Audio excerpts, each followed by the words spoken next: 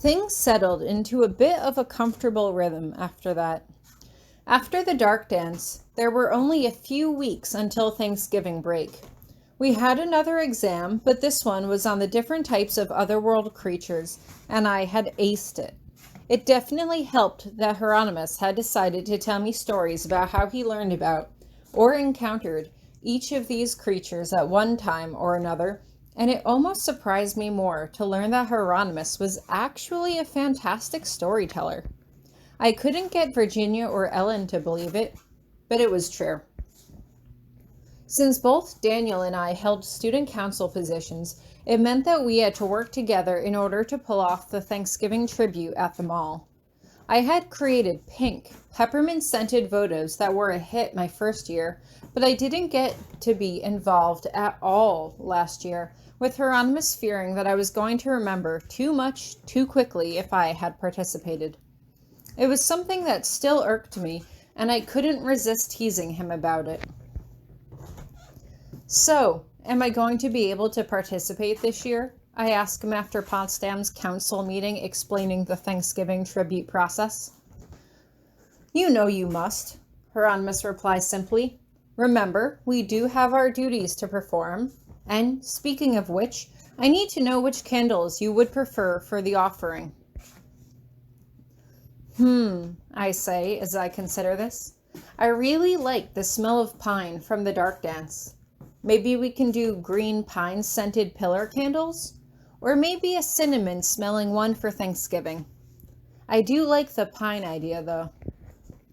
Pine it is, Hieronymus says as he makes a note of it.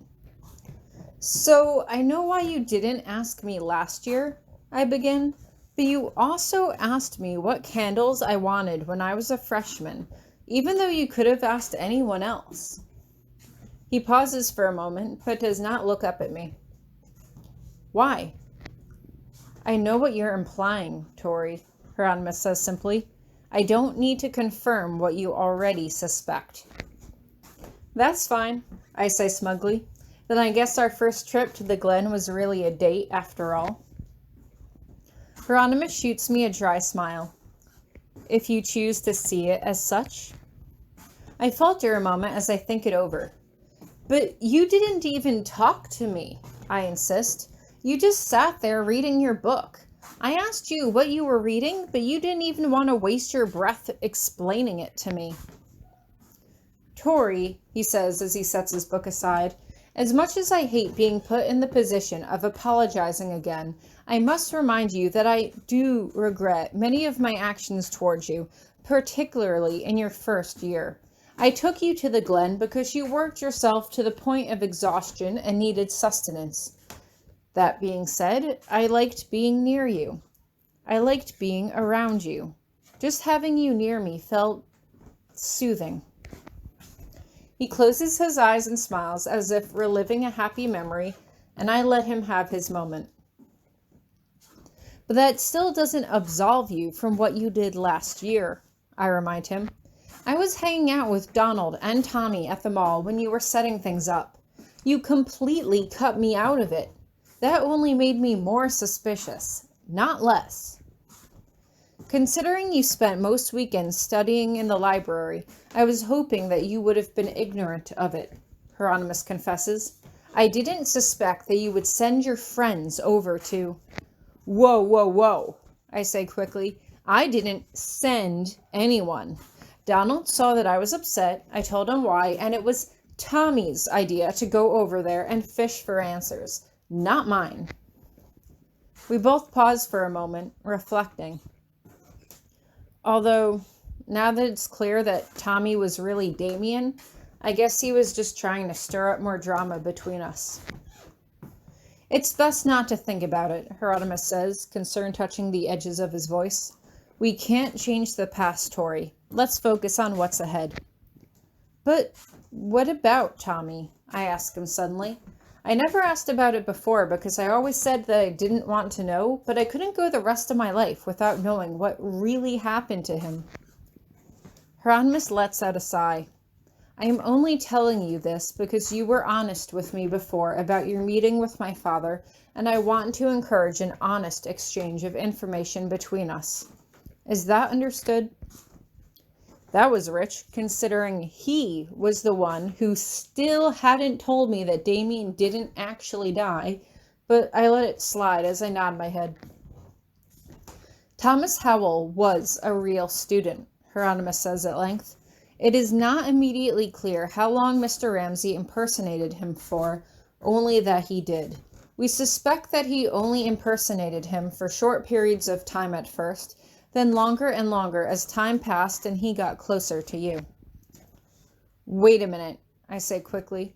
So when I made friends with Tommy, I was actually friends with Tommy? The real Tommy? It would appear, Hieronymous says as he rolls his eyes. Was he really still jealous? I almost couldn't believe it, but then again, I would be jealous too if our situations were reversed.